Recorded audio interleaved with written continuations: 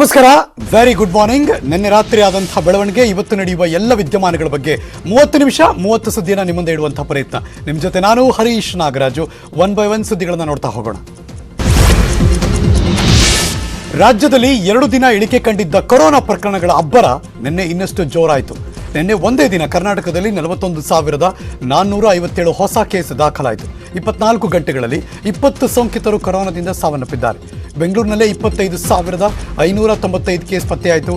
7 ಮಂದಿ ಅಸುನೀಗಿದ್ದಾರೆ. ನಿನ್ನೆ ಒಂದೇ ದಿನ 8,353 ಮಂದಿ ಗುಣಮುಖರಾಗಿ ಆಸ್ಪತ್ರೆಯಿಂದ ಡಿಸ್ಚಾರ್ಜ್ ಆದರು. ರಾಜ್ಯದ ಪಾಸಿಟಿವಿಟಿ ರೇಟ್ 22.3% ಏರಿಕೆಯಾಯಿತು. ರಾಜ್ಯದಲ್ಲಿ ಕೊರೋನಾ ಸೋಂಕು ಹೆಚ್ಚುತ್ತಿರೋ ಕಾರಣ ಸಿಎಂ ಬಸವರಾಜ ಬೊಮ್ಮಾಯಿ ಅವರು ಎಲ್ಲಾ ಜಿಲ್ಲಾಧಿಕಾರಿಗಳು ಸಿಇಒಗಳ ಜೊತೆ ಸಭೆ ನಡೆಸಿ ಆಯಾ ಜಿಲ್ಲೆಗಳ ಕೊರೋನಾ ಪರಿಸ್ಥಿತಿ ಬಗ್ಗೆ ಚರ್ಚೆ ಮಾಡಿದರು. ಹಾಗೆಯೇ ಜಿಲ್ಲೆಗಳಲ್ಲಿ ಸೋಂಕು ಹೆಚ್ಚಾಗದಂತೆ ಕಟ್ಟುನಿಟ್ಟಿನ ಕ್ರಮ ಕೈಗೊಳ್ಳಬೇಕು ಅಂತ ಡಿಸಿಗಳಿಗೆ ಮುಖ್ಯಮಂತ್ರಿಗಳು ಸೂಚನೆ ಕೊಟ್ಟರು. ಫಸ್ಟ್ ಡೋಸ್ 100% ಆದ ಜಿಲ್ಲೆಗಳ ಜಿಲ್ಲಾಧಿಕಾರಿ ಮತ್ತು ಸಿಇಒಗಳ ಕಾರ್ಯಕ್ಕೆ ಮುಖ್ಯಮಂತ್ರಿಗಳು ಮೆಚ್ಚುಗೆ ವ್ಯಕ್ತಪಡಿಸಿದರು. ಇದೇ ಸಂದರ್ಭದಲ್ಲಿ ವ್ಯಾಕ್ಸಿನೇಷನ್ ಗುರಿ ಮುಟ್ಟಬೇಕು ಅಂತ ಡಿಸಿಗಳಿಗೆ ಸೂಚನೆ ಕೊಟ್ಟರು. ಮಕ್ಕಳ ಆರೋಗ್ಯದ ಬಗ್ಗೆ ವಿಶೇಷ ಕಾಳಜಿ ವಹಿಸಬೇಕು, ಹಾಗೆಯೇ 60 ವರ್ಷ ಮೇಲ್ಪಟ್ಟವರ ಮೇಲೆ ವಿಶೇಷ ನಿಗಾ ವಹಿಸಬೇಕು ಅಂತ ಡಿಸಿಗಳಿಗೆ ತಿಳಿಸಿದ್ದಾರೆ. ರಾಜ್ಯಾದ್ಯಂತ ಸಂಪೂರ್ಣ ಲಸಿಕೆಗೆ ಹೆಚ್ಚಿನ ಆದ್ಯತೆ ಕೊಡಿ, ಇದರಲ್ಲಿ ಎಡವಿದ್ರೆ ಆಯಾ ಜಿಲ್ಲೆಯ ಜಿಲ್ಲಾಧಿಕಾರಿಗಳ ಜವಾಬ್ದಾರಿ. ಆಕ್ಸಿಜನ್ ಸಮಸ್ಯೆ ಇಲ್ಲದೆ ಇರೋ ಹಾಗೆ ದಾಸ್ತಾನು ಮಾಡಿಕೊಳ್ಳಿ ಅಂತ ಸಿಎಂ ಎಲ್ಲ ಡಿಸಿ ಸಿಇಒಗಳಿಗೆ ಸೂಚನೆ ಕೊಟ್ಟಿದ್ದಾರೆ. ಸಭೆ ಬಳಿಕ ಮಾತನಾಡಿದ್ರು ಆರೋಗ್ಯ ಸಚಿವ ಡಾಕ್ಟರ್ ಕೆ ಸುಧಾಕರ್. ಸಿಎಂ ಸಲಹೆ ಮಾರ್ಗದರ್ಶನ ಮಾಡಿದ್ದಾರೆ. ಐಸಿಎಂಆರ್ ರೀತಿ ಟೆಸ್ಟಿಂಗ್ ಮಾಡೋದಕ್ಕೆ ಸೂಚನೆ ಕೊಟ್ಟಿದ್ದಾರೆ. ಹಿರಿಯ ನಾಗರಿಕರ ಆರೋಗ್ಯದ ಕಡೆ ಗಮನ ಹರಿಸಲಾಗುತ್ತೆ. ಫೀವರ್ ಕ್ಲಿನಿಕ್, ಟೆಲಿಕಾಲರ್ ವ್ಯವಸ್ಥೆ ಮಾಡುತ್ತೀವಿ. ಹೋಮ್ ಐಸೋಲೇಷನ್ ಇರೋರಿಗೆ ಮೆಡಿಕಲ್ ಕಿಟ್ ನೀಡಲಾಗುತ್ತೆ. ವೈದ್ಯರ ನಡೆಗೆ ಹಳ್ಳಿ ಕಡೆ ಅಂತ ಸಿಎಂ ಸಲಹೆ ಕೊಟ್ಟಿದ್ದಾರೆ. ಕೋವಿಡ್ ಕೇರ್ ಸೆಂಟರ್ ಸ್ಥಾಪನೆ ನಿರ್ವಹಣೆಗೆ ತಯಾರಿ ನಡೆಸಲಾಗುತ್ತೆ. ಆಕ್ಸಿಜನ್ ಪ್ಲಾಂಟ್ ಬಗ್ಗೆ ಪರಾಮರ್ಶೆ ಮಾಡಲಾಗಿದೆ ಎಂದರು doctor K Sudhakar. War room ಏನಿದೆ ಬೆಂಗಳೂರಿನಲ್ಲಿ, ಅದೇ ರೀತಿ ಪ್ರತಿ ಜಿಲ್ಲಾ ಕೇಂದ್ರದಲ್ಲಿ ಮತ್ತು ಎಲ್ಲ ಗ್ರಾಮೀಣ ಪ್ರದೇಶದ ಎಲ್ಲ ಜಿಲ್ಲೆಗಳಲ್ಲಿ ಕೂಡ ಒಂದು ಒಳ್ಳೆಯ ಸೂಕ್ತವಾಗಿರ್ತಕ್ಕಂತಹ ವಾರ್ ರೂಮ್ಸ್ ಎಲ್ಲವೂ ಕೂಡ ಏರ್ಪಾಟನ್ನು ಮಾಡಿ, ಅದರ ಮೂಲಕ ಟೆಲಿಟ್ರಯೇಜಿಂಗನ್ನು ಮಾಡಿ ಮತ್ತು ಎಲ್ಲ ಕಡೆ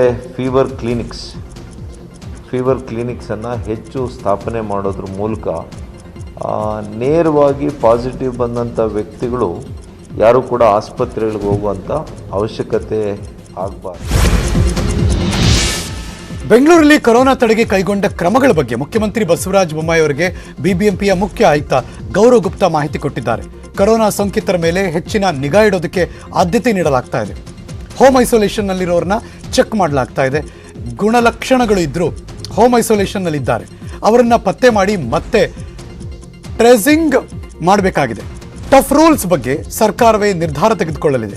ಸೋಂಕು ತಡೆಗೆ ಕಟ್ಟುನಿಟ್ಟಿನ ಕ್ರಮ ಕೈಗೊಳ್ತೀವಿ ಎಂದರು ಆಯುಕ್ತರು. ನಮ್ಮ ಉದ್ದೇಶ ಏನಿದೆ, ಯಾವುದೇ ಒಂದು ಪಾಸಿಟಿವ್ ಕೇಸ್ ಬಂದರೆ ಆ ಪಾಸಿಟಿವ್ ಕೇಸ್ಗೆ ತಕ್ಕಂತೆ ಇಮಿಡಿಯೇಟ್ ಆಗಿ ನಮ್ಮ ಕಂಟ್ರೋಲ್ ರೂಮ್ಸ್ಗಳಿಂದ, ನಮ್ಮ ವಾರ್ ರೂಮ್ಸ್ಗಳಿಂದ ಕಾಲ್ ಹೋಗಬೇಕು. ಆ ಕಾಲ್ ಹೋದ ನಂತರ ಮತ್ತು ಯಾರ್ಯಾರು ಅದರಲ್ಲಿ ಮೇಲ್ನೋಟಕ್ಕೆ ಸ್ವಲ್ಪ ತೀವ್ರ ಲಕ್ಷಣಗಳ ಇರ್ತಕ್ಕಂಥವ್ರು ಇದ್ದಾರೆ, ಅಂಥ ಕಡೆ ಅದನ್ನು ಗಮನವನ್ನು ಹರಿಸಿ ಕೂಡಲೇ ಟ್ರಯೇಜಿಂಗ್ ವೈದ್ಯಕೀಯ ಪರೀಕ್ಷೆಯನ್ನು ಮಾಡಿಸಿ ಅವರಿಗೆ ಆಸ್ಪತ್ರೆಗಳಲ್ಲಿ ಸೇರ್ಪಡೆ ಮಾಡಿಸ್ಬೇಕು. ಸೊ ಆ ದಿಕ್ಕಿನಲ್ಲಿ ಮತ್ತು ಉಳಿದವರು ಯಾರಿದ್ದಾರೆ ಅವರಿಗೆ ಹೋಮ್ ಐಸೋಲೇಷನಲ್ಲಿ ಮುಂದುವರಿಯುವಂಥದ್ದು ಏನಿದೆ ಅದನ್ನು. ಹುಬ್ಬಳ್ಳಿಯ ಕಿಮ್ಸ್ ಆಸ್ಪತ್ರೆಯಲ್ಲಿ ಮತ್ತೊಂದು ನಿರ್ಲಕ್ಷ್ಯ ಬಯಲಾಯಿತು. ವೈದ್ಯರ ನಿರ್ಲಕ್ಷ್ಯಕ್ಕೆ ಕೋವಿಡ್ ಸೋಂಕಿತೆ ಸಾವನ್ನಪ್ಪಿದ್ದಾರೆ. ಕಿಮ್ಸ್ ವೈದ್ಯರ ವಾಟ್ಸಪ್ ಸಂದೇಶ ಮೂಲಕ ಈ ಸತ್ಯ ಬಯಲಾಗಿದೆ. ಕಿಮ್ಸ್ನಲ್ಲಿ ಸೂಕ್ತ ಚಿಕಿತ್ಸೆ ಸಿಗದೆ ರೋಗಿಗಳು ಸಾವನ್ನಪ್ಪುತ್ತಾ ಇದ್ದಾರೆ ಅನ್ನೋ ಆರೋಪ ಕೇಳಿಬಂದಿತ್ತು. ಇದರ ಬೆನ್ನಲ್ಲೇ ಸೂಕ್ತ ಚಿಕಿತ್ಸೆ ಸಿಗದೆ 62 ವರ್ಷದ ಮಹಿಳೆ ಸಾವನ್ನಪ್ಪಿದ್ದಾರೆ. ಸರಿಯಾದ ಟ್ರೀಟ್ಮೆಂಟ್ ನೀಡದ ಹಿನ್ನೆಲೆಯಲ್ಲಿ ಮಹಿಳೆ ಸಾವನ್ನಪ್ಪಿದ್ದಾರೆ ಎನ್ನಲಾಗಿದೆ. ಈ ಕುರಿತು ಐಸಿಯು ಕೋವಿಡ್-19 ಎಂಬ ವಾಟ್ಸಪ್ ಗ್ರೂಪ್ನಲ್ಲಿ ಚರ್ಚೆ ಕೂಡ ಆಗಿದೆ. ಯಾವುದೇ ಔಷಧಿಗಳನ್ನು ನೀಡೋದಕ್ಕೆ ಯಾವುದೇ ನರ್ಸಿಂಗ್ ಸಿಬ್ಬಂದಿ ಇರಲಿಲ್ಲ. ಇಂತಹ ವಾತಾವರಣದಲ್ಲಿ ಕೆಲಸ ಮಾಡೋದು ತುಂಬ ಕಷ್ಟ. ದಯವಿಟ್ಟು ಈ ವಿಷಯದ ಗಮನ ಹರಿಸಿ ಅಂತ ಐಸಿಯು ಸಿಬ್ಬಂದಿ ಕಿಮ್ಸ್ ನಿರ್ದೇಶಕ ರಾಮಲಿಂಗಪ್ಪಗೆ ವಾಟ್ಸಪ್ ಗ್ರೂಪ್ನಲ್ಲಿ ಸಂದೇಶ ಕಳಿಸಿದ್ದಾರೆ. ಈ ಘಟನೆಯಿಂದಾಗಿ ಹುಬ್ಬಳ್ಳಿಯ ಕಿಮ್ಸ್ನಲ್ಲಿ ಕೋವಿಡ್ ರೋಗಿಗಳ ಜೀವಕ್ಕಿಲ್ಲ ಬೆಲೆ ಅನ್ನೋ ಪ್ರಶ್ನೆ ಉದ್ಭವವಾಗಿದೆ. ಸಕಾಲಕ್ಕೆ ಟ್ರೀಟ್ಮೆಂಟ್ ಕೊಡದೆ ಮಹಿಳೆ ಸಾವಿಗೆ ಕಾರಣರಾದ ಕಿಮ್ಸ್ ಸಿಬ್ಬಂದಿಯನ್ನ ಕೇಂದ್ರ ಸಚಿವ ಪ್ರಹ್ಲಾದ್ ಜೋಶಿ ತರಾಟೆಗೆ ತೆಗೆದುಕೊಂಡಿದ್ದಾರೆ. ಹುಬ್ಬಳ್ಳಿಯಲ್ಲಿ ನಿನ್ನೆ ಸಂಜೆ ನಡೆದಂತಹ ಸಭೆಯಲ್ಲಿ ಆರೋಗ್ಯ ಇಲಾಖೆ ವಿರುದ್ಧ ಕೇಂದ್ರ ಸಚಿವರು ಅಸಮಾಧಾನ ವ್ಯಕ್ತಪಡಿಸಿದ್ದಾರೆ. ಕೋವಿಡ್ ಏರಿಕೆ ಆಗ್ತಿರೋ ಸಂದರ್ಭದಲ್ಲಿ ಈ ರೀತಿ ನಿರ್ಲಕ್ಷ್ಯ ಸರಿಯಲ್ಲ. ಯಾರು ತಪ್ಪು ಮಾಡಿದ್ದಾರೋ ಪರಿಶೀಲಿಸಿ ಕ್ರಮ ಕೈಗೊಳ್ಳಬೇಕು ಅಂತ ಸೂಚನೆ ಕೊಟ್ಟರು. ಈಗಾಗಲೇ ಕರ್ತವ್ಯ ನಿರ್ವಹಿಸ್ತಾ ಇದ್ದ ನರ್ಸ್ಗಳಿಗೆ ನೋಟಿಸ್ ನೀಡಲಾಗಿದೆ. ನೋಟಿಸ್ಗೆ ಉತ್ತರ ಬಂದ ನಂತರ ಕ್ರಮ ಕೈಗೊಳ್ಳೋದಾಗಿ ಈ ವೇಳೆ ಆರೋಗ್ಯಾಧಿಕಾರಿಗಳು ಮಾಹಿತಿ ಕೊಟ್ಟಿದ್ದಾರೆ. ನಂತರ ಮಾಧ್ಯಮಗಳಿಗೆ ಪ್ರತಿಕ್ರಿಯಿಸಿದರು ಪ್ರಹ್ಲಾದ್ ಜೋಶಿ ಅವರು. ವೈದ್ಯರು ಹಾಗೂ ಸಿಬ್ಬಂದಿಯ ಸಮನ್ವಯ ಕೊರತೆಯಿಂದ ಹೀಗಾಗಿದೆ.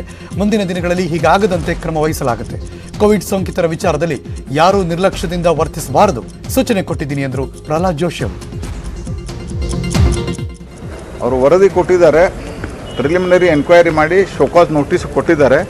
ಆದರೆ ಅದರಲ್ಲಿ ಪೇಷಂಟ್ಗೇನು ಟ್ರೀಟ್ಮೆಂಟ್ ಕೊಡಬೇಕು ಅದನ್ನು ಕೊಟ್ಟಿದ್ದಾರೆ. ಕಮ್ಯುನಿಕೇಷನ್ ಪರಸ್ಪರ ವೈದ್ಯರಿಗೆ ಮತ್ತು ಅವ್ರಿಗೆ ಇಂಜೆಕ್ಷನ್ ಕೊಟ್ಟಿರೋದು ಇನ್ ಟೈಮ್ ಇಂಜೆಕ್ಷನ್ ಏನು ಕೊಡಬೇಕಾಗಿತ್ತು ಅದನ್ನು ಕೊಟ್ಟಿದ್ದಾರೆ. ಆದರೆ ವೈದ್ಯರು ಮತ್ತು ಅಲ್ಲಿರುವಂಥ ನರ್ಸಿಂಗ್ ಸ್ಟಾಫಿಗೆ ಪರಸ್ಪರ ಕಮ್ಯುನಿಕೇಟ್ ಆಗಿರಲಿಲ್ಲ. ಅದು ಕೂಡ ಒಂದು ನ್ಯೂನತೆ ಅನ್ನೋ ಕಾರಣದಿಂದ ಆ್ಯಕ್ಷನ್ ತಗೊಳ್ಳೋಕ್ಕೆ ಶೋಕಾಸ್ ನೋಟಿಸ್ ಕೊಟ್ಟಿದ್ದಾರೆ. ಅದು ಬಿಟ್ಟು ಯಾವುದೇ ಟ್ರೀಟ್ಮೆಂಟ್ ಕೊರತೆಯಿಂದ ಆ ಪೇಷಂಟು ಡೆತ್ ಆಯಿತು ಅನ್ನುವಂಥದ್ದು ಈವರೆಗೆ ಬಂದಿಲ್ಲ. ಆದರೂ ನಾವು ಗಂಭೀರವಾಗಿರೋಕ್ಕೆ ಹೇಳಿದ್ವಿ. ಕೊರೋನಾ ಪಾಸಿಟಿವಿಟಿ ದರದಲ್ಲಿ ರಾಜ್ಯದಲ್ಲೇ ಹಾಸನ ಜಿಲ್ಲೆ ಮೊದಲ ಸ್ಥಾನದಲ್ಲಿದೆ. ಹೀಗಾಗಿ ಜಿಲ್ಲೆಯ ಶಾಲಾ ಕಾಲೇಜು ವಿದ್ಯಾರ್ಥಿಗಳಲ್ಲಿ ಸೋಂಕು ಹೆಚ್ಚಾಗಿ ಕಂಡು ಬರ್ತಾ ಇದೆ. ಹಾಸನ ಹಾಗೂ ಆಲೂರು ತಾಲೂಕಲ್ಲಿ ಹೆಚ್ಚು ವಿದ್ಯಾರ್ಥಿಗಳಿಗೆ ಸೋಂಕು ಕಾಣಿಸಿಕೊಂಡಿದೆ. 1ರಿಂದ 9ನೇ ತರಗತಿವರೆಗೆ ರಜೆ ಕೊಟ್ಟಿದ್ದಾರೆ. ಇನ್ನು ಹಾಸನ ಜಿಲ್ಲಾ ಉಸ್ತುವಾರಿ ಸಚಿವ ಕೆ ಗೋಪಾಲಯ್ಯನವರು ಕೋವಿಡ್ ಕೇರ್ ಸೆಂಟರ್ ಉದ್ಘಾಟಿಸಿದ್ರು. ಅದಾದ್ಮೇಲೆ ಗೋಪಾಲಯ್ಯನವರು ಮಾತಾಡಿದ್ರು. ಹಾಸನ ಆಲೂರು ತಾಲೂಕುಗಳಲ್ಲಿನ ಶಾಲೆಗಳಿಗೆ 5 ದಿನ ರಜೆ ನೀಡಲಾಗಿದೆ. ಉಳಿದ ತಾಲೂಕುಗಳಲ್ಲಿ ಪಾಸಿಟಿವ್ ಸಂಖ್ಯೆ ನೋಡಿಕೊಂಡು ರಜೆ ನೀಡೋದ್ರ ಬಗ್ಗೆ ನಿರ್ಧಾರ ಮಾಡ್ತೀವಿ ಎಂದರು ಕೆ ಗೋಪಾಲಯ್ಯನವರು. ಹಾಸನ ತಾಲೂಕಿಗೆ ಇಲ್ಲಿ ಜಾಸ್ತಿ ಪ್ರಕರಣಗಳಿಗೆ ಬಂದಿರೋದ್ರಿಂದ ಇದ್ರ ಬಗ್ಗೆ ನಿಗಾ ವಹಿಸ್ತಕ್ಕಂಥದ್ದು ಮತ್ತು ಶಾಲೆಗಳಿಗೆ ಒಂದು 3 ದಿನ ಮುಗ್ತಕ್ಕಂಥ ಇಲ್ಲಿ ಹಾಸನ ತಾಲೂಕಿಗೆ ಮಾತ್ರ, ಜಿಲ್ಲೆಗಲ್ಲ. ಜಿಲ್ಲಾಧಿಕಾರಿಗಳು ಮತ್ತು ನಮ್ಮ ಆರೋಗ್ಯ ಅಧಿಕಾರಿಗಳು, DHO, ನಮ್ಮ ಅಧಿಕಾರಿಗಳ ಜೊತೆ ಮತ್ತು ಶಾಸಕರ ಜೊತೆನೂ ಚರ್ಚೆ ಮಾಡಿ ಒಂದು ಒಮ್ಮತದ ವಿಶೇಷವಾಗಿ ಹಾಸನ ತಾಲೂಕು. ಶಿವಮೊಗ್ಗ ಜಿಲ್ಲೆಯಲ್ಲಿ ಕೋವಿಡ್ ಹೆಚ್ಚಳದ ಹಿನ್ನೆಲೆಯಲ್ಲಿ ಜಿಲ್ಲಾ ಉಸ್ತುವಾರಿ ಸಚಿವ KS ಈಶ್ವರಪ್ಪನವರು ಮಹತ್ವದ ನಿರ್ಧಾರವನ್ನು ತೆಗೆದುಕೊಂಡಿದ್ದಾರೆ. ಶಿವಮೊಗ್ಗ ನಗರ ವ್ಯಾಪ್ತಿ ಶಾಲೆಗಳಿಗೆ 3 ದಿನಗಳ ಕಾಲ ರಜೆ ಘೋಷಣೆ ಮಾಡಿದ್ದಾರೆ. ಸಭೆಯ ಬಳಿಕ ಜಿಲ್ಲಾ ಉಸ್ತುವಾರಿ ಸಚಿವ KS ಈಶ್ವರಪ್ಪನವರು ಮಾತಾಡಿದ್ರು. ಶಾಲಾ ಮಕ್ಕಳು ಹಾಗೂ ಶಿಕ್ಷಕರಲ್ಲಿ ಕೋವಿಡ್ ಸೋಂಕು ಹೆಚ್ಚಾಗ್ತಾ ಇದೆ. ಸೋಂಕು ಇನ್ನಷ್ಟು ಹೆಚ್ಚಬಾರದು ಅನ್ನೋ ದೃಷ್ಟಿಯಿಂದ 1ರಿಂದ 9ನೇ ತರಗತಿ ಮಕ್ಕಳಿಗೆ ರಜೆ ಕೊಟ್ಟಿದ್ದೀವಿ. ಸೋಮವಾರದವರೆಗೆ ನಗರ ವ್ಯಾಪ್ತಿಯ ಶಾಲೆಗಳಿಗೆ ರಜೆ ನೀಡಲಾಗಿದೆ. ಗ್ರಾಮ ಪಂಚಾಯತ್ ಅಧ್ಯಕ್ಷರ ನೇತೃತ್ವದಲ್ಲಿ ಈಗಾಗಲೇ ಕೋವಿಡ್ ನಿಯಂತ್ರಣಕ್ಕೆ ಟಾಸ್ಕ್ ಫೋರ್ಸ್ ರಚಿಸಲಾಗಿದೆ. ಭಾನುವಾರ ಮತ್ತೆ ಸಭೆ ಸೇರಿ ಮುಂದಿನ ನಿರ್ಧಾರವನ್ನು ತೆಗೆದುಕೊಳ್ತೀವಿ ಎಂದರು ಉಸ್ತುವಾರಿ ಸಚಿವರು. ಶಿವಮೊಗ್ಗ ನಗರದಲ್ಲಿ ಮಾತ್ರ ಸ್ವಲ್ಪ ಈ ಜಾಸ್ತಿ ಇರುತ್ತೆ. ಈ ಸಂದರ್ಭದಲ್ಲಿ ಬುಧವಾರ, ಗುರುವಾರ, ಶುಕ್ರವಾರ 3 ದಿನ ಶಾಲೆಗೆ ರಜೆ ಕೊಡುತ್ತೆ. 1ನೇ ಕ್ಲಾಸ್ನಿಂದ 9th ಸ್ಟ್ಯಾಂಡರ್ಡ್ ತನಕ. ನಿಮ್ಮ ಗ್ರಾಮ ಪಂಚಾಯತಿನಲ್ಲಿ ಎಷ್ಟು ಮಟ್ಟಿಗೆ ಕೋವಿಡ್ ಇದೆ, ಇದ್ರ ವಾಸಿ ಎಷ್ಟು ಜನದ್ದಾಗಿದೆ, ಇದೆಲ್ಲ ಡೀಟೇಲ್ ತಗೊಂಡು ಅವರು ಕೊಡಲಿದ್ದಾರೆ. ಶಿವಮೊಗ್ಗ ನಗರದಲ್ಲಿ ಇಷ್ಟೊಂದು ಜಾಸ್ತಿ ಆಗಿರೋದ್ರಿಂದ ಇನ್ನೂ ಹೆಚ್ಚಿನ ಪ್ರಮಾಣದಲ್ಲಿ ಆಗಬಾರ್ದು ಅನ್ನೋ ಉದ್ದೇಶದಿಂದ ಈ 3 ದಿನ ರಜಾ ಶಿವಮೊಗ್ಗ ನಗರಕ್ಕೆ ಮಾತ್ರ ರಜಾ ಕೊಡುತ್ತೆ. ಉಳಿದೆಲ್ಲ ಕಡೆ ಶಾಲೆ ಅಷ್ಟೊಂದು ಜಾಸ್ತಿ ಇಲ್ಲದೆ ಇರೋದ್ರಿಂದ ಅದನ್ನು ಯಾವ ರೀತಿ ಕಂಟ್ರೋಲ್ ಮಾಡಬೇಕು, ಎಷ್ಟು ಮಟ್ಟಿಗೆ ವಿದ್ಯಾರ್ಥಿನಿಯರು, ಸಾರ್ವಜನಿಕರು, ಶಿಕ್ಷಕರು ಜಾಗೃತಿ ಆಗಿರಬೇಕು ಅನ್ನೋ ಅಂಶವನ್ನು. ಶಿವಮೊಗ್ಗದ ಪ್ರಸಿದ್ಧ ಕೋಟೆ ಮಾರಿಕಾಂಬಾ ದೇವಿ ಜಾತ್ರೆ ಮೇಲೂ ಕೊರೋನಾ ಕರಿ ಛಾಯೆ ಆವರಿಸಿದೆ. ಜಾತ್ರೆಯನ್ನು 1 ತಿಂಗಳು ಮುಂದೂಡಲಾಗಿದೆ. ಅತ್ಯಂತ ಸರಳವಾಗಿ ಆಚರಣೆ ಮಾಡೋದಕ್ಕೆ ತೀರ್ಮಾನಿಸಲಾಗಿದೆ. ಈ ಬಗ್ಗೆ ಮಾತಾಡಿದ್ರು ಸಚಿವ ಈಶ್ವರಪ್ಪನವರು. ಕೋಟೆ ಮಾರಿಕಾಂಬಾ ದೇವಿ ಜಾತ್ರೆಯನ್ನು ಮಾರ್ಚ್ ತಿಂಗಳ ಕೊನೆಯ ವಾರದಲ್ಲಿ ನಡೆಸೋದಕ್ಕೆ ತೀರ್ಮಾನ ಮಾಡಲಾಗಿದೆ. ಅತ್ಯಂತ ಸರಳವಾಗಿ ಜಾತ್ರೆ ನಡೆಯುತ್ತೆ ಅಂತ ತಿಳಿಸಿದರು. ಜಿಲ್ಲಾಡಳಿತದ ನಿರ್ಧಾರಕ್ಕೆ ಬದ್ಧ. ಕೊರೋನಾ ಸೋಂಕು ವ್ಯಾಪಕವಾಗಿ ಹರಡ್ತಾ ಇದೆ. ಆದ್ದರಿಂದ ಜಾತ್ರೆ ನಡೆಸುವ ಸಂಬಂಧ ದೇವಸ್ಥಾನ ಸಮಿತಿ ತಮ್ಮೊಂದಿಗೆ ಚರ್ಚೆ ನಡೆಯಿತು. ಈ ವೇಳೆ ಜಿಲ್ಲಾಡಳಿತ ಕೈಗೊಳ್ಳುವಂಥ ನಿರ್ಧಾರಕ್ಕೆ ತಾವು ಬದ್ಧ ಅಂತ ಸಮಿತಿಯವರು ತಿಳಿಸಿದ್ದಾರೆ.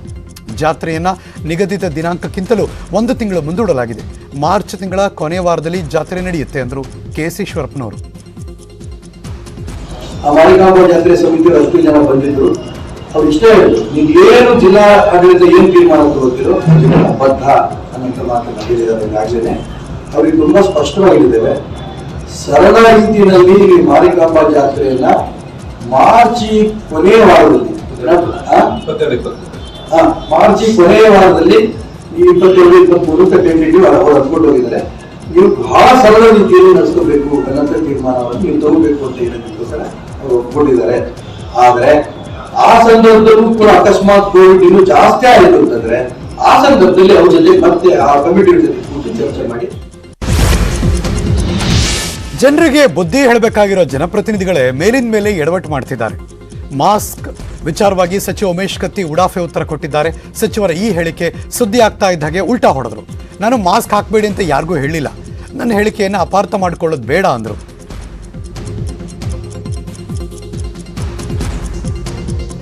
ನೀಡ್ತಾ ಇದ್ದಾರೆ. ಸಾಂಕೇತಿಕವಾಗಿರ್ತಕ್ಕಂಥ ಚಾಲನೆ ಇದು. ಏಕೆಂದರೆ ರಾತ್ರಿ ಪ್ರಧಾನಮಂತ್ರಿಗಳು ಹೇಳಿದ್ದಾರೆ, ಯಾವುದೇ ನಿರ್ಬಂಧ ವಿಧಿಸುವುದಿಲ್ಲ, ಹೆಂಗ್ ಬೇಕು ತಮ್ಮ ಸ್ವಂತ ಜವಾಬ್ದಾರಿ ಹೊತ್ತು ತಾವು ಮಾಸ್ಕ್ಗಳನ್ನು ಹಾಕಬೇಕು, ಹಾಕೋದು ಬಿಡೋದು ಆ ಮನುಷ್ಯನಿಗೆ ಬಿಟ್ಟಿದ್ದು, ಆ ಪ್ರಕಾರ ನನಗೂ ಬಿಟ್ಟಿದ್ದು, ನನಗೆ ಹಾಕೋ ಅನಿಸಿಲ್ಲ, ಹಂಗಾಗಿಲ್ಲ, ನಾನು ಏನು ತೊಂದರೆ ಇಲ್ಲ. ಕೋವಿಡ್ ರೂಲ್ಸ್ ಉಲ್ಲಂಘನೆ ಮಾಡಿದ ಬಿಜೆಪಿ ಸಚಿವರು, ಶಾಸಕರು ಹಾಗೂ ಮುಖಂಡರ ವಿರುದ್ಧ ಕಾನೂನು ಕ್ರಮಕ್ಕೆ ಕೆಪಿಸಿಸಿ ಅಧ್ಯಕ್ಷ ಡಿಕೆ ಶಿವಕುಮಾರ್ ಅವರು ಒತ್ತಾಯಿಸಿದ್ದಾರೆ. ಎನ್ಡಿಎಂಎ ಅಡಿ ದೂರು ದಾಖಲಿಸಬೇಕು ಅಂತ ಸರ್ಕಾರದ ಮುಖ್ಯ ಕಾರ್ಯದರ್ಶಿ ಪಿ ರವಿಕುಮಾರ್, ಡಿಜಿಪಿ ಪ್ರವೀಣ್ ಸೂದ್ ಸಂಬಂಧಪಟ್ಟ ಜಿಲ್ಲೆಗಳ ಡಿಸಿ, ಎಸ್ಪಿ, ಕೆಲ ಕಮಿಷನರ್ಗಳಿಗೆ ದೂರು ಕೊಟ್ಟಿದ್ದಾರೆ. ದೂರು ದಾಖಲಿಸಿಕೊಳ್ಳದೆ ಹೋದರೆ ಸಿಎಂ ಮನೆ ಮುಂದೆ ಧರಣಿ ಮಾಡ್ತೀವಿ ಅಂತ ಡಿಕೆಶಿ, ಸಿದ್ದರಾಮಯ್ಯನವರು ಎಚ್ಚರಿಕೆ ಕೊಟ್ಟಿದ್ದಾರೆ. ಇದಕ್ಕೆ ಸಚಿವ ಅಶ್ವಥ್ ನಾರಾಯಣ ಅವರು ತಿರುಗೇಟು ಕೊಟ್ಟಿದ್ದಾರೆ.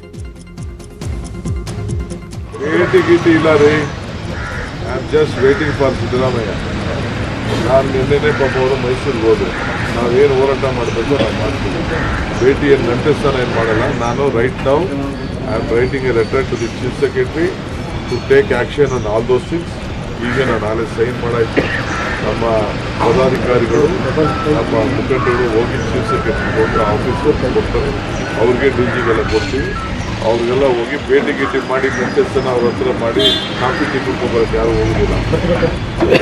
ನಾವೇನು ಮಾಡ್ತೀವಿ ಅಂತ ಹೇಳೋದಿಲ್ಲ. We will sit and we will discuss, but I will not sit white. ಎಲ್ಲೆಲ್ಲಿ ಸಂಬಂಧಪಟ್ಟ ಅಧಿಕಾರಿಗಳು ಯಾರ್ಯಾರ ಮೇಲೆ ಕೇಸ್ ದಾಖಲೆ ಮಾಡಬೇಕಾದ್ರೆ ಸಂಬಂಧಪಟ್ಟವ್ರು ಮಾಡಬೇಕಾಗಿದೆ. ಮಾಡಿಲ್ಲ ಅಂದ್ರೆ ಅಲ್ಲಿ ಅವ್ರ ಮೇಲೆ ಇದು ಮಾಡ್ಬೋದು, ಪೆಟಿಷನ್ ಮಾಡ್ಬೋದು, ಮಾಡಲಿ, ಪೆಟಿಷನ್ ಮಾಡಲಿ. ಎಲ್ಲೆಲ್ಲಿ ಕೇಸ್ಗಳು ಹಾಕಿಲ್ಲ ಅಂತ ಬಹಳ ಸ್ಪಷ್ಟವಾಗಿ ಸ್ಥಳೀಯವಾಗಿ ಕೊಡಲಿ ಪೆಟಿಷನ್. ಎಲ್ಲಿ ಇವ್ರದ್ದು ದಾಖಲೆಗಳು ಇರ್ತದಲ್ಲ, ಇಂಥ ಕಡೆ ಕೇಸ್ ಹಾಕಿಲ್ಲ, ಕೇಸ್ ಹಾಕಕ್ಕೆ ಕೇಳಿ ಅಲ್ಲಿ ಸಂಬಂಧಪಟ್ಟ ಜಿಲ್ಲಾಧಿಕಾರಿಗಳಿಗೆ.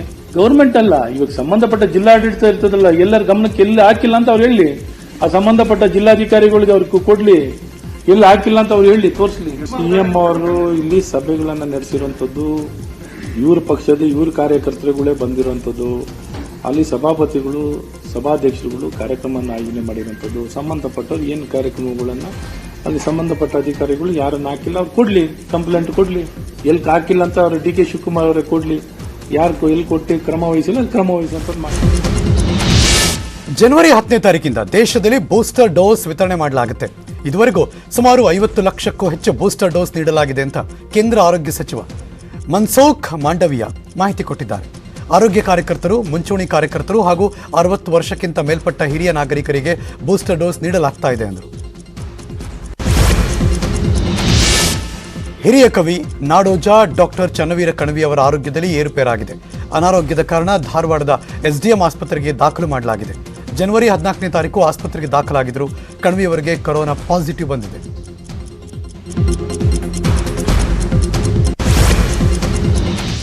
ಡೀಸೆಲ್ ಬೆಲೆ ಗಗನಕ್ಕೆ ಹೋಯಿತು. ಇನ್ನೊಂದು ಕಡೆ ಪರಿಸರ ಸ್ನೇಹಿ ಅಂತ ಬಿಎಂಟಿಸಿ ಅವರು ಎಲೆಕ್ಟ್ರಿಕ್ ಬಸ್ಗಳನ್ನು ಖರೀದಿ ಮಾಡಿದ್ರು. ಸಿಬ್ಬಂದಿಗೆ ಸಂಬಳ ಕೊಡೋಕ್ಕೂ ಹಣ ಇಲ್ದಿದ್ರು. ಸ್ಮಾರ್ಟ್ ಸಿಟಿ ಯೋಜನೆಯಡಿ 50 ಕೋಟಿ ಕೊಟ್ಟು 90 ವಿದ್ಯುತ್ ಚಾಲಿತ ವಾಹನಗಳ ಖರೀದಿಗೆ ಮುಂದಾಯಿತು. ಈಗಾಗಲೇ 40 ಬಸ್ಗಳು ರಸ್ತೆಗಿಳಿದಿವೆ. ಆದರೆ ಪ್ರತಿಯೊಂದು ಬಸ್ನಿಂದ ನಿರೀಕ್ಷಿತ ಆದಾಯ ಬರ್ತಾ ಇಲ್ಲ. ಎಲೆಕ್ಟ್ರಿಕ್ ಬಸ್ಗಳನ್ನು ಪೂರೈಸಿದ ಕಂಪನಿಗೆ ಜೊತೆ ಒಪ್ಪಂದದಂತೆ ಪ್ರತಿ ಕಿಲೋಮೀಟರ್ಗೆ 51 ರೂಪಾಯಿ 67 ಪೈಸೆ ಕೊಡೋದಕ್ಕೂ ಆಗ್ತಿಲ್ಲ. ಕೊರೋನಾ ಕಾಟ ಅಂತ ಪ್ರಯಾಣಿಕರ ಸಂಖ್ಯೆನೂ ಕೂಡ ಇಳಿಮುಖ ಆಗಿದೆ. ಬಿಎಂಟಿಸಿಗೆ ಒಂದರ ಹಿಂದೆ ಒಂದು ಹೊಡೆತ ಬೀಳ್ತಾ ಇದೆ. ರಾಜ್ಯದ ಎಲ್ಲಾ ಶಾಲಾ ಕಾಲೇಜುಗಳಲ್ಲಿ ನೇತಾಜಿ ಸುಭಾಷ್ ಚಂದ್ರ ಬೋಸ್ ಅವರ 125ನೇ ಜಯಂತಿ ಆಚರಣೆಗೆ ಸರ್ಕಾರ ನಿರ್ಧಾರ ಮಾಡಿದೆ. ನೇತಾಜಿ ಸುಭಾಷ್ ಚಂದ್ರ ಬೋಸ್ ಜಯಂತಿ ಕಾರ್ಯಕ್ರಮದ ಪೂರ್ವಭಾವಿ ಸಿದ್ಧತೆಗಳ ಕುರಿತು ಹಿರಿಯ ಅಧಿಕಾರಿಗಳ ಜೊತೆ ವರ್ಚುವಲ್ ಮೂಲಕ ಸಭೆ ನಡೆಸಿದ್ರು ಮುಖ್ಯಮಂತ್ರಿಗಳು. ಬೆಂಗಳೂರಿನ ಜಕ್ಕೂರಿನ ವೈಮಾನಿಕ ತರಬೇತಿ ಶಾಲೆಯ ಆವರಣದಲ್ಲಿ ಸುಭಾಷ್ ಚಂದ್ರ ಬೋಸ್ ಅವರ 125ನೇ ಜನ್ಮ ದಿನಾಚರಣೆಯನ್ನ ಮಾಡೋದಕ್ಕೆ ನಿರ್ಧಾರ ಮಾಡಿದ್ದಾರೆ. ರಾಜ್ಯದಲ್ಲಿ ಲಿಂಗಾಯತ ಪಂಚಮಸಾಲಿ ಸಮುದಾಯದ 3ನೇ ಪೀಠ ಸ್ಥಾಪನೆ ಬಹುತೇಕ ಪಕ್ಕಾ ಆಗಿದೆ. ಫೆಬ್ರವರಿ 14ನೇ ತಾರೀಕು ರಾಜ್ಯದಲ್ಲಿ ಪಂಚಮಸಾಲಿ ಸಮುದಾಯದ 3ನೇ ಪೀಠದ ಉದ್ಘಾಟನೆ ಆಗುತ್ತೆ. ಅವತ್ತೇ ನೂತನ ಪೀಠಕ್ಕೆ ಜಗದ್ಗುರು ಪಟ್ಟಾಧಿಕಾರ ಕೂಡ ಆಗುತ್ತೆ. 3ನೇ ಪೀಠದ ನೂತನ ಪೀಠಾಧಿಕಾರಿಯಾಗಿ ಬಬಲೇಶ್ವರದ ಡಾಕ್ಟರ್ ಮಹಾದೇವ ಶಿವಾಚಾರ್ಯರ ನೇಮಕ ಆಗಿದ್ದಾರೆ. ಸಾನ್ನಿಧ್ಯದಲ್ಲಿ ರಾಜಕೀಯ ಧುರೀಣರ ಸಮ್ಮುಖದಲ್ಲಿ ಪಂಚಮಸಾಲಿ ಮಠಾಧೀಶರ ಒಕ್ಕೂಟದ ನೇತೃತ್ವದಲ್ಲಿ ಆ ಪೀಠಾರೋಹಣ ನೆರವೇರ್ತಾ ಇದೆ. ಬಹುದಿನಗಳ ಕನಸು ಆ ಭಾಗದ ಎಲ್ಲ ಜನರ ಒಪ್ಪಿಗೆ ಮೇರೆಗೆ ಆ ಫೆಬ್ರವರಿ 14ರಂದು ಪೀಠದ ದಿನಾಂಕವನ್ನು ಇವತ್ತಿನ ದಿವಸ ನಮ್ಮ ಒಕ್ಕೂಟದ ಎಲ್ಲ ಪೂಜ್ಯರು ಕೂಡಿಕೊಂಡು ನಾವು ಇವತ್ತು ಘೋಷಣೆಯನ್ನು ಮಾಡೋಣ. ಮುಂಬೈನ ನೌಕಾಪಡೆಯ INS ರಣವೀರ್ ನೌಕೆಯಲ್ಲಿ ಸ್ಫೋಟ ಸಂಭವಿಸಿದೆ. ಸ್ಫೋಟದಲ್ಲಿ ನೌಕಾಪಡೆಯ 3 ಸಿಬ್ಬಂದಿಗಳು ಪ್ರಾಣ ಕಳ್ಕೊಂಡಿದ್ದಾರೆ. ಕೂಡಲೇ ಕಾರ್ಯಪ್ರವೃತ್ತರಾದ ಹಡಗಿನ ಸಿಬ್ಬಂದಿ ಪರಿಸ್ಥಿತಿಯನ್ನು ಹತೋಟಿಗೆ ತಂದಿದ್ದಾರೆ. ಹೀಗಾಗಿ ಯಾವುದೇ ದೊಡ್ಡ ಪ್ರಮಾಣದಲ್ಲಿ ಸಾಮಗ್ರಿಗಳ ಹಾನಿ ಸಂಭವಿಸಿಲ್ಲ. ಉತ್ತರ ಪ್ರದೇಶದಲ್ಲೂ ಎಲೆಕ್ಷನ್ ಕಾವು ರಂಗೇರ್ತಾ ಇದೆ. ಜನವರಿ 22ರವರೆಗೆ ಕೊರೋನಾ ನಿಯಮ ಪಾಲನೆಗೆ ಚುನಾವಣಾ ಆಯೋಗ ಸೂಚಿಸಿದ್ದು ಬೃಹತ್ ಪ್ರಚಾರ, ರ್ಯಾಲಿ, ಸಮಾವೇಶ ನಡೆಸದಂತೆ ಸೂಚನೆ ಕೊಟ್ಟಿದೆ. ಹೀಗಾಗಿ ಬಿಜೆಪಿಯವರು ಟೀಮ್ ರಚನೆ ಮಾಡಿ ಮತಬೇಟೆ ಶುರು ಮಾಡಿದ್ದಾರೆ. ಭಾರತೀಯ ಬ್ಯಾಂಕುಗಳಿಗೆ ವಂಚಿಸಿ ವಿದೇಶಕ್ಕೆ ಓಡಿ ಹೋಗಿರುವ ಮದ್ಯದ ದೊರೆ ವಿಜಯ್ ಮಲ್ಯ ಅವರಿಗೆ UK ಕೋರ್ಟ್ ಆಘಾತ ನೀಡಿದೆ. ಲಂಡನ್ ನಿವಾಸದಿಂದ ವಿಜಯ್ ಮಲ್ಯ ಹಾಗೂ ಇಡೀ ಕುಟುಂಬವನ್ನು ಹೊರ ಹಾಕುವಂತೆ ಕೋರ್ಟ್ ಆದೇಶಿಸಿದೆ. ಅಬುಧಾಬಿ ಅಂತಾರಾಷ್ಟ್ರೀಯ ವಿಮಾನ ನಿಲ್ದಾಣದ ಬಳಿ ಸೋಮವಾರ ನಡೆದಂಥ ಡ್ರೋನ್ ದಾಳಿಯಲ್ಲಿ ಸಾವನ್ನಪ್ಪಿದ 2 ಭಾರತೀಯ ನಾಗರಿಕರ ಕುಟುಂಬಕ್ಕೆ ಎಲ್ಲ ರೀತಿ ನೆರವು ನೀಡೋದಾಗಿ ಭಾರತ ಹೇಳಿದೆ. ಯೆಮೆನ್ನಲ್ಲಿ ಹೌತಿ ಬಂಡುಕೋರರು ನಡೆಸಿದ ದಾಳಿಯಲ್ಲಿ 2 ಭಾರತೀಯರು ಮತ್ತು ಓರ್ವ ಪಾಕಿಸ್ತಾನಿ ಪ್ರಜೆ ಸಾವನ್ನಪ್ಪಿದ್ದಾರೆ ಮತ್ತು 6 ಮಂದಿ ಗಾಯಗೊಂಡಿದ್ದಾರೆ. 30 ನಿಮಿಷದ 30 ಸುದ್ದಿಯಲ್ಲಿ ಇನ್ನೂ 10 ಸುದ್ದಿಗಳು ಬಾಕಿ ಇದೆ. ಅದಕ್ಕೂ ಮುಂಚೆ ಒಂದು ಬ್ರೇಕ್ ತಗೊಳ್ಳೋದು ಕೂಡ ಬಾಕಿ ಇದೆ. ಒಂದು ಬ್ರೇಕ್ ತಗೊಂಡ್ಬರ್ತೀನಿ, ಎಲ್ಲೂ ಹೋಗಬೇಕಾಯ್ತು. Welcome back. 30 ನಿಮಿಷದ 30 ಸುದ್ದಿಗೆ ಮತ್ತೆ ಸ್ವಾಗತ. ಈ ನುಡಿದ ಸುದ್ದಿಗಳನ್ನು 1 by 1 ನೋಡ್ತಾ ಹೋಗೋಣ. ತುಮಕೂರಲ್ಲಿ ವಿದ್ಯಾರ್ಥಿನಿಗೆ ಹೊಡೆದಿದ್ದ ಶಾಲಾ ಶಿಕ್ಷಕಿಗೆ ಕಠಿಣ ಶಿಕ್ಷೆ ಜೊತೆಗೆ 10,000 ರೂಪಾಯಿ ದಂಡ ಕೂಡ ವಿಧಿಸಲಾಗಿದೆ. ಭಾರತ್ ಮಾತಾ ಶಾಲಾ ಶಿಕ್ಷಕಿ ಫಹರತ್ ಫಾತಿಮಾ ಸರಿಯಾಗಿ ಓದಲಿಲ್ಲ ಅಂತ ವಿದ್ಯಾರ್ಥಿನಿಗೆ ಹೊಡೆದಿದ್ರು. 2011 ಫೆಬ್ರವರಿ 17ನೇ ತಾರೀಕು ದಾಖಲಾಗಿದ್ದ ಪ್ರಕರಣದ ತೀರ್ಪು ಪ್ರಕಟ ಆಯಿತು. 3ನೇ ಅಧಿಕ ಸಿವಿಲ್ ಜಡ್ಜ್ ಮತ್ತು JMFC ನ್ಯಾಯಾಲಯದ ನ್ಯಾಯಾಧೀಶೆ ಶಾರದಾ ಕೊಪ್ಪದ 3 ವರ್ಷದ ಕಠಿಣ ಜೈಲು ಶಿಕ್ಷೆ ವಿಧಿಸಿ 10,000 ರೂಪಾಯಿ ದಂಡ ಕೂಡ ವಿಧಿಸಿದ್ದಾರೆ. ಹಾಸನ ತಾಲೂಕಿನ ಹಳೇಕೊಪ್ಪದ ಗ್ರಾಮದಲ್ಲಿ ಮನೆಯಲ್ಲಿ ಯಾರೂ ಇಲ್ಲದ ವೇಳೆ ಕಳ್ಳತನ ನಡೆದಿದೆ. ಚಿನ್ನಾಭರಣ, ಹಣ ದೋಚಿ ಕಳ್ಳರು ಎಸ್ಕೇಪ್ ಆಗಿದ್ದಾರೆ. ಶಿವಕುಮಾರ್ ಅನ್ನೋರು ಮನೆಯಲ್ಲಿ 6,40,000 ನಗದು, 250 ಗ್ರಾಂ ಚಿನ್ನ ದೋಚಿದ್ದಾರೆ. ಶಿವಕುಮಾರ್ ಪತ್ನಿ ಮಕ್ಕಳನ್ನ ಶಾಲೆಯಿಂದ ಕರ್ಕೊಂಡು ಹೋಗೋಕೆ ಹೊರಗೋಗಿದ್ರು. ಖದೀಮರು ಮನೆಯ ಬಾಗಿಲನ್ನು ತೆರೆದು ಬೀರೂರಿನಿಂದ ಹಣ, ಚಿನ್ನಾಭರಣ ಕದ್ದು ಪರಾರಿಯಾದರು. ಸ್ಥಳಕ್ಕೆ ಶ್ವಾನದಳ ಪೊಲೀಸರು ಭೇಟಿ ಕೊಟ್ಟು ಪರಿಶೀಲನೆ ನಡೆಸಿದ್ದಾರೆ. ದುದ್ದ ಪೊಲೀಸ್ ಠಾಣೆಯಲ್ಲಿ ಪ್ರಕರಣ ದಾಖಲಾಗಿದೆ.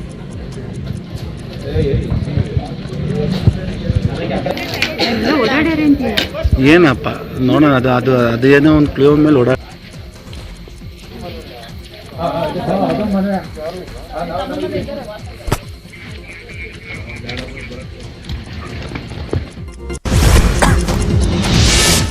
ದ್ವಿತೀಯ PUC ವಾರ್ಷಿಕ ಪರೀಕ್ಷೆ ದಿನಾಂಕ ಪ್ರಕಟ ಆಯಿತು. ಏಪ್ರಿಲ್ 16ನೇ ತಾರೀಕಿಂದ ಮೇ 4ನೇ ತಾರೀಕು ತನಕ ಪರೀಕ್ಷೆ ನಿಗದಿಯಾಗಿದೆ.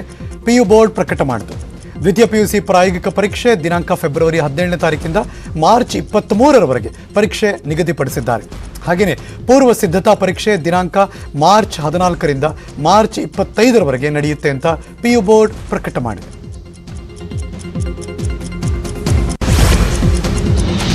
ಮಂಡ್ಯ ಜಿಲ್ಲೆಯ ಶ್ರೀರಂಗಪಟ್ಟಣದ ಮಸೀದಿ ಬಗ್ಗೆ ಅವಹೇಳನಕಾರಿ ಹೇಳಿಕೆ ಪ್ರಕರಣ ಸಂಬಂಧ ಕಾಳಿಸ್ವಾಮಿ ಮಂಡ್ಯ ಜೈಲಿಗೆ ಕರೆದೊಯ್ಯಲಾಗಿದೆ.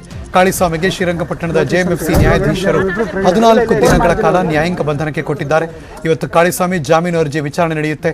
ಇವತ್ತು ಜಾಮೀನು ಸಿಗದೇ ಇದ್ರೆ ಕಾಳಿಸ್ವಾಮಿ ನ್ಯಾಯಾಂಗ ಬಂಧನದಲ್ಲೇ ಇರಬೇಕಾಗುತ್ತೆ. ಆಟೋದಲ್ಲಿ ಬಂದ ಕಾಳಿಸ್ವಾಮಿಯನ್ನ ಮಂಡ್ಯ ಜೈಲಿನೊಳಗೆ ಪೊಲೀಸರು ಕರ್ಕೊಂಡು ಹೋದರು.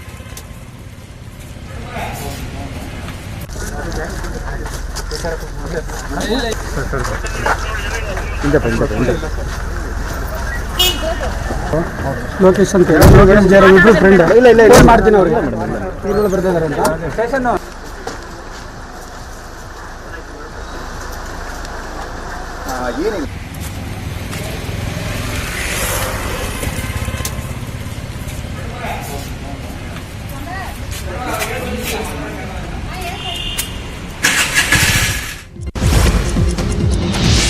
ಕೋಲಾರ ಜಿಲ್ಲೆ ಮಾಲೂರು ತಾಲೂಕಿನ ಅರಳೇರಿ ಗ್ರಾಮದ ಕೆರೆಯಲ್ಲಿ ವಿದ್ಯುತ್ ತಂತಿ ತಗುಲಿ 2 ಯುವಕರು ಸಾವನ್ನಪ್ಪಿದ್ದಾರೆ. ಮಾಲೂರಿನ ಉಪ್ಪಾರಹಳ್ಳಿ ಗ್ರಾಮದ ಮುನಿರಾಜು, ಅಂಗಶೆಟ್ಟಿ ಹಳ್ಳಿ ಗ್ರಾಮದ ಕಾರ್ತಿಕ್ ಸ್ಥಳದಲ್ಲಿ ಸಾವನ್ನಪ್ಪಿದ್ದಾರೆ. ಇನ್ನೋರ್ವ ಯುವಕ ಮಂಜುನಾಥ್ಗೆ ಗಂಭೀರ ಗಾಯಗಳಾಗಿದೆ. ತಡರಾತ್ರಿ ಕೆರೆಯಲ್ಲಿ ಮೀನಿಗೆ ಬಲೆ ಬೀಸೋದಕ್ಕೆ ಹೋಗಿದ್ದಾಗ 11 ಕೆವಿ ವಿದ್ಯುತ್ ತಂತಿ ತಗುಲಿ ಅವಘಡ ಸಂಭವಿಸಿದೆ. ಮಾಲೂರು ಪೊಲೀಸ್ ಠಾಣಾ ವ್ಯಾಪ್ತಿಯಲ್ಲಿ ಈ ಘಟನೆ ನಡೆದಿದೆ. 30 ನಿಮಿಷಗಳ 30 ಸುದ್ದಿಯಲ್ಲಿ ಇನ್ನು 5 ಸುದ್ದಿ ಬಾಕಿ ಇದೆ. ಅದಕ್ಕೂ ಮುಂಚೆ ಮತ್ತೊಂದು ಬ್ರೇಕ್ ತಗೊಂಡ್ಬರ್ತೀನಿ, ಕಾಯ್ತಾ ಇರಿ. Welcome back. 30 ನಿಮಿಷಗಳ 30 ಸುದ್ದಿಯಲ್ಲಿ ಕೊನೆಯ 5 ಸುದ್ದಿಗಳನ್ನು ಒನ್ ಬೈ ಒನ್ ನೋಡ್ತಾ ಹೋಗೋಣ. ಹುಬ್ಬಳ್ಳಿಯಲ್ಲಿ ಹಾಡು ಹಗಲೇ ಬ್ಯಾಂಕ್ ದರೋಡೆ ಪ್ರಕರಣದ ಸಂಬಂಧ ಶಹರ ಪೊಲೀಸ್ ಠಾಣೆ ಪೊಲೀಸರು ಆರೋಪಿಗಳನ್ನು ಅರೆಸ್ಟ್ ಮಾಡಿದರು. ಆರೋಪಿಯಿಂದ ಸುಮಾರು 7 ಲಕ್ಷ ರೂಪಾಯಿ ನಗದನ್ನು ವಶಪಡಿಕೊಂಡರು. ವಿಜಯಪುರ ಮೂಲದ ಪ್ರವೀಣ್ ಕುಮಾರ್ ಎಂಬಾತ ಪೊಲೀಸರಿಗೆ ಸಿಕ್ಕಿಬಿದ್ದ. ಕ್ಯಾಶಿಯರ್ಗೆ ಚಾಕು ತೋರಿಸಿ ಹಣವನ್ನು ಬ್ಯಾಗ್ನಲ್ಲಿ ಹಾಕಿಸ್ಕೊಂಡು ಎಸ್ಕೇಪ್ ಆಗೋದಕ್ಕೆ ಟ್ರೈ ಮಾಡಿದ. ಟ್ರಾಫಿಕ್ ಪೊಲೀಸರು ದರೋಡೆಕೋರನ್ನ ಹಿಡಿದ್ರು. ಸಾರ್ವಜನಿಕರ ನೆರವಿನೊಂದಿಗೆ ಆರೋಪಿಗಳನ್ನು ಹಿಡಿದ ಪೊಲೀಸರಿಗೆ ರಿವಾರ್ಡ್ ಕೂಡ ನೀಡಿದ್ದಾರೆ. ಇಬ್ಬರು ಪೊಲೀಸರಿಗೆ ತಲಾ 26,000 ರೂಪಾಯಿ ಬಹುಮಾನವನ್ನು ನೀಡಲಾಗಿದೆ.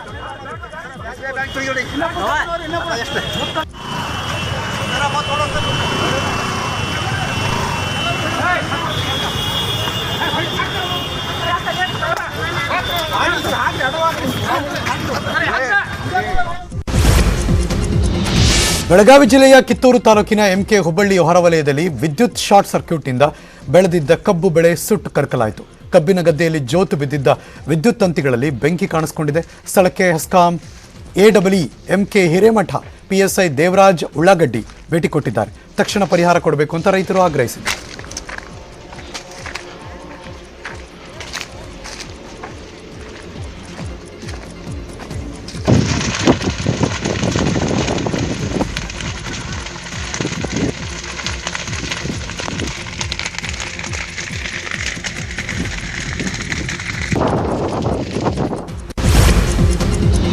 ಬಾಲಿವುಡ್ನ ಮೆಗಾಸ್ಟಾರ್ ಚಿರಂಜೀವಿ ಕಿರಿಯ ಪುತ್ರಿ ಶ್ರೀಜಾ ತಮ್ಮ ಪತಿಯ ಹೆಸರನ್ನ ಇನ್ಸ್ಟಾಗ್ರಾಂ ಖಾತೆಯಿಂದ ಕೈಬಿಟ್ಟಿದ್ದಾರೆ.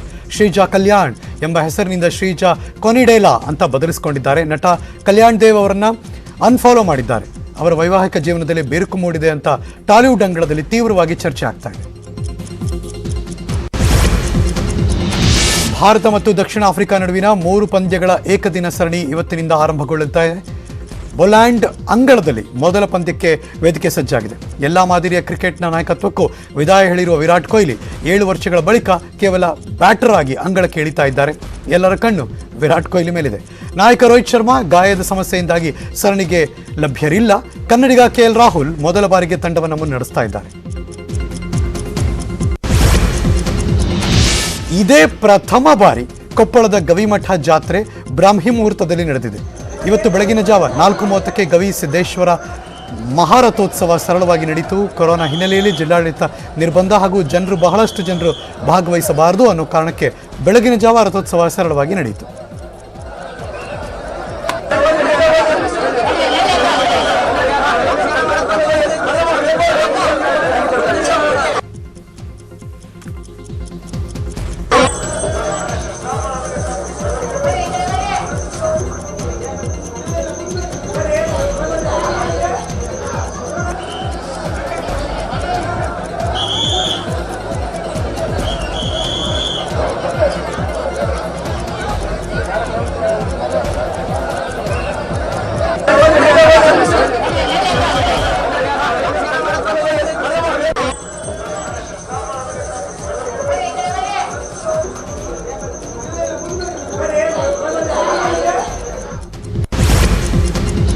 ಇಲ್ಲಿಗೆ 30 ನಿಮಿಷಗಳ 30 ಸುದ್ದಿ ಮುಗಿಸಿ ನಾನು ಹೋಗಿ ಬರ್ತೀನಿ. ಮತ್ತೆ ಸಿಗ್ತೀನಿ ಮುಂದಿನ ಸುದ್ದಿಗಳಲ್ಲಿ. ಪಕ್ಕಾ ನ್ಯೂಸ್ಗೆ ನೀವು ಯಾವಾಗಲೂ ನೋಡ್ತಾ ಇರಿ ನ್ಯೂಸ್ 18 ಕನ್ನಡ.